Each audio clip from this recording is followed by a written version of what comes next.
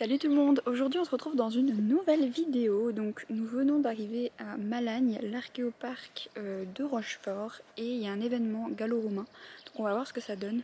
Au niveau de la météo, c'est un peu mieux que le week-end passé, parce que le week-end passé j'avais essayé de vous filmer le marché médiéval. C'était au château de Spompin et il avait fait très chaud, donc on avait frôlé le malaise les gars.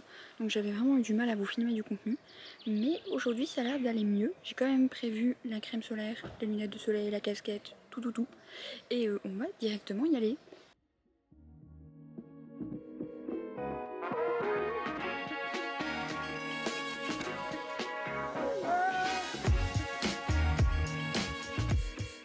Parce que ce que je vais utiliser tantôt, la levure, ne supporte pas la chaleur, ça meurt. Pour ma fermentation, si possible, je ne dois pas dépasser les 16-18 degrés.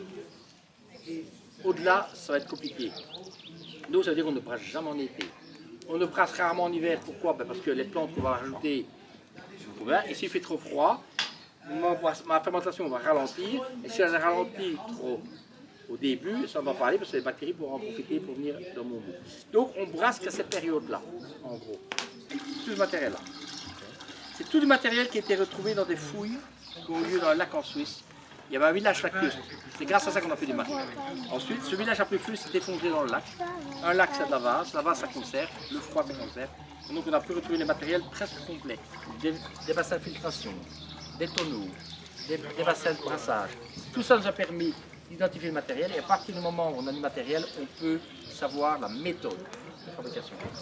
C'est ça qui nous intéresse. Ce n'est pas la recette, c'est la méthode. Quand on a filtré, je vais prendre mon liquide qui est légèrement sucré, il ne faut pas croire que c'est très sucré, c'est légèrement sucré. Je vais le prendre et je vais le faire à ce moment-là chauffer. Donc j'enlève mon eau, je mets mon liquide à la table et je vais le faire chauffer. Je vais le faire chauffer pendant plus ou moins 1h30, 1h40. Je vais le tourner en permanence. Et qu'est-ce que je vais faire? Je vais faire réduire mon liquide. Je vais faire réduire pour avoir la bonne concentration. J'ai fait 4... Tu fais des enfants? Je n'aime pas, sachez-le. Du coup moi j'ai pris une pita shawarma burger, donc dedans il y a des carottes râpées, il y a de la salade, il y a une viande de burger et je crois que c'est de la sauce mayo à l'intérieur. Je suis pas sûre, donc on va voir si j'aime bien.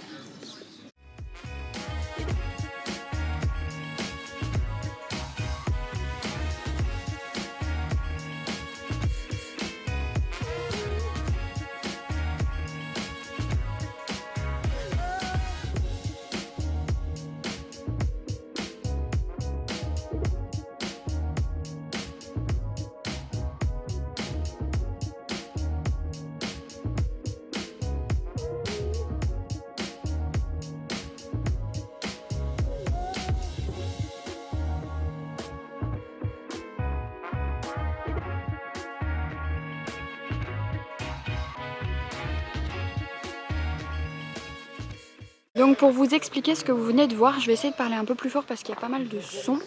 La première vidéo c'était en fait le saut en longueur qui se déroulait à cette époque-là, donc à l'époque gallo-romaine. Et en fait à la base c'est pas le saut en longueur comme nous on connaît. Il faisait 3 sauts consécutifs et c'était des sauts avec des poids. Et en fait les poids étaient adaptés selon la personne. Là ils sont adaptés en tout cas selon la personne. Et puis la deuxième vidéo que vous avez vue, c'est une course.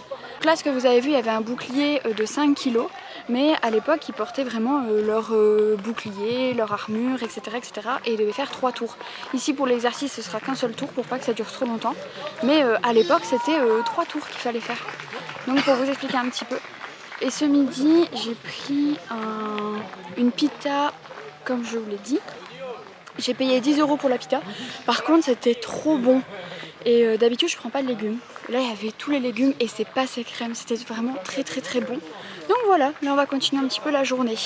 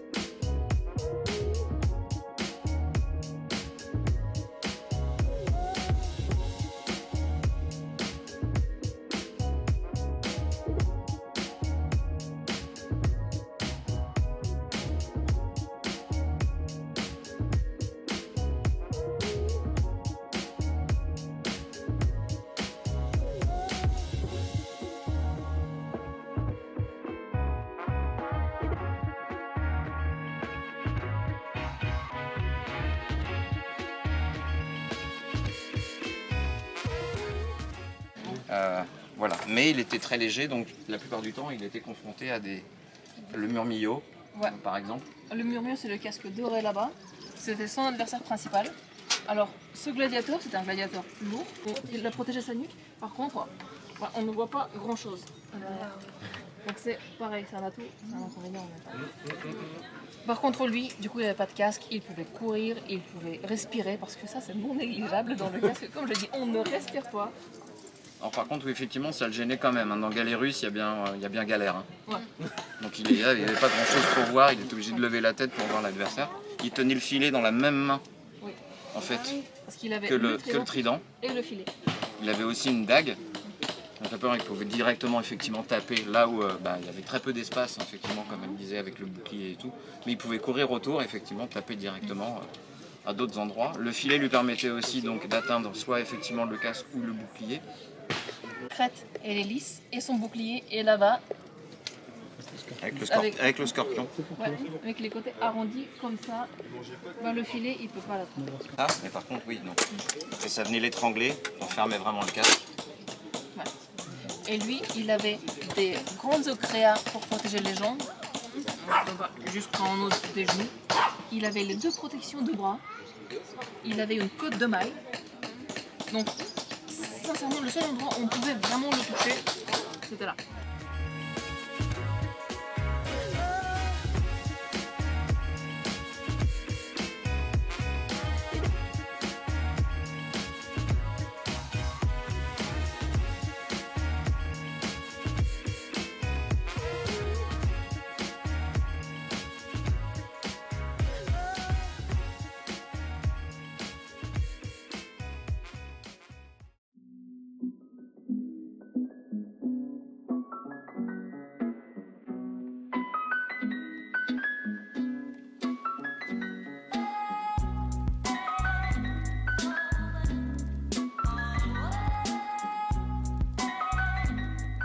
Lance de 5 mètres. Voilà. Et on repasse. Vous voyez, il pique toujours du haut vers le bas. Et on applaudit très fort. L'attaque commence. Il charge, il arme. Vous voyez, c'est vite, rapide et mortel. Voilà. Il a réussi les 4 coups. On applaudit très fort. Target. Applaus. Applaudit. Oui. 2, 3. Et 4. Terminé. Over het hoofd is hij volledig gedekt. Donc vous voyez comment il se protège le dos. C'est une manœuvre typiquement gauloise. Dat ze horen, hoe liever dat ze het hebben. Encouragez le cavalier, il va essayer. Voilà. Op het moment is het paard eigenlijk zwevend immobiel. Voilà.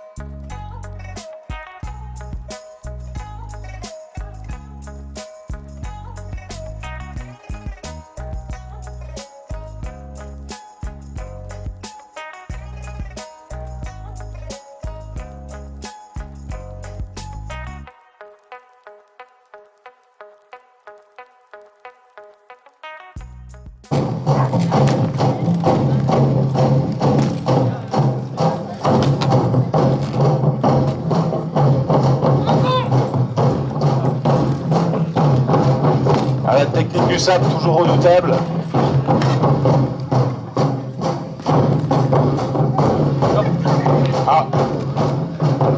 intermède. Allez, pugnate. Ah oui, une belle touche à la jambe.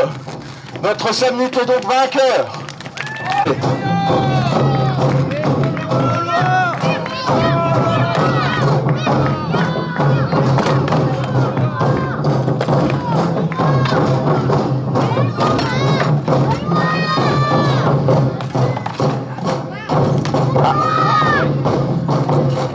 Garde de l'arme, non? Oui. Et une touche? Pas franche. Pas franche? Allez, on continue. Persévère. Ah. Oui, on va la donner là, une belle touche avec le bouclier. Pugnate!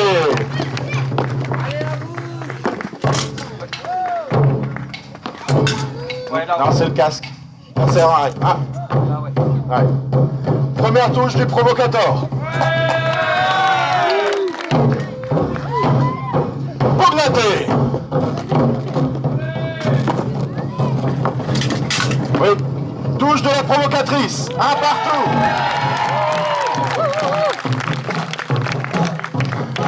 Pugnate. Oh.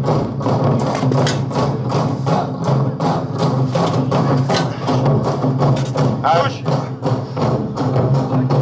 Oui, un petit peu sur le bide. Hein. Touche à la jambe. Touche à la jambe aussi. Provocateur du coup. Oui, mais on va dire elle est nulle. On la remet. Allez, persévère. Ah oui, elle est passée dans le dos. Touche du provocateur. 2 à 1. Pugnate.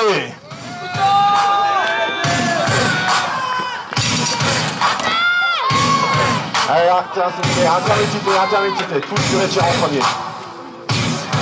Allez, séparez-vous. Première touche du rétière. Ah bah dites-le si vous n'êtes pas content. Il n'y a pas la cote ici. Ah non, c'est le premier rétière que je vois qu'il n'y a pas la cote. C'est étrange quand même. Hein. Alors vous voyez, il fait bien exprès de prendre son temps pour prendre son filet en 3 points, ce qui lui permet d'avoir une petite longueur sans marcher dessus pour autant. Et en plus, il est même pas fair-play quoi. Gladiatore, pugnate.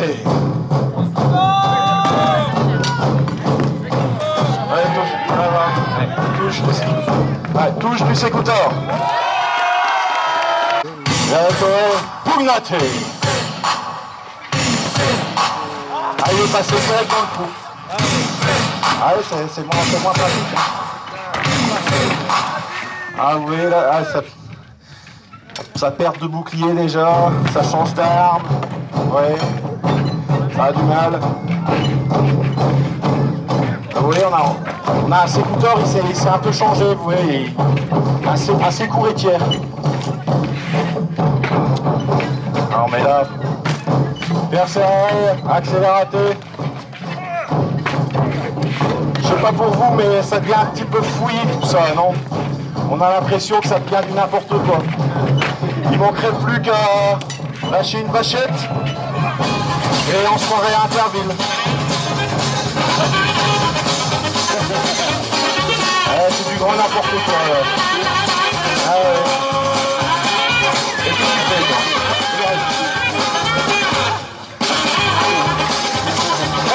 Ah oui, bah oui. Les provocateurs qui prennent l'avantage. Vous voyez, ça s'appelle être intelligent quelque part. Allez. Détendez l'équilibre du bassin, vraiment, vous êtes souple en fait sur vos jambes, sur vos appuis. Ce qui va donner l'impulsion en fait. Voilà, donc j'ai essayé de vous filmer un maximum d'images que j'ai pu. Donc là, on va partir, il est 17h47, on va prendre la route parce qu'on a quand même 2 heures de route par rapport à ici. Donc on a quand même une petite route à faire. Donc c'était vraiment une très bonne journée. Bon, je vous conseille pas forcément de faire comme nous 2 heures de route expressément. C'est parce que ça nous arrangeait personnellement de venir ici parce que c'était pas très loin d'un endroit où on devait se rendre. Donc ça nous arrangeait, mais je vous conseillerais peut-être pas de faire expressément 2 heures de route, voire plus peut-être selon où vous vous situez. Parce que pour rappel on se situe à Rochefort juste pour ça. Sinon c'est une très bonne journée, franchement on a découvert plein de choses, c'était vraiment très sympathique. Là, au niveau de la météo il a fait quand même 27 degrés, mais par rapport au médiéval ça a été quand même, donc c'était quand même supportable et du coup assez gai.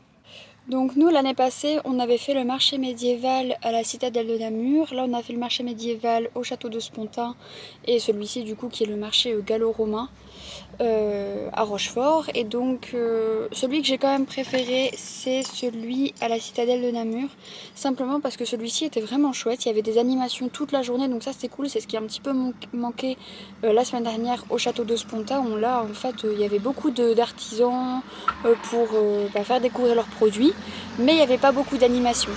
Ici il y avait beaucoup plus d'animations, il y avait des animations toute la journée donc c'était vraiment super chouette. Par contre il n'y avait pas du tout d'artisans où on pouvait acheter leurs produits, ça manquait un petit peu.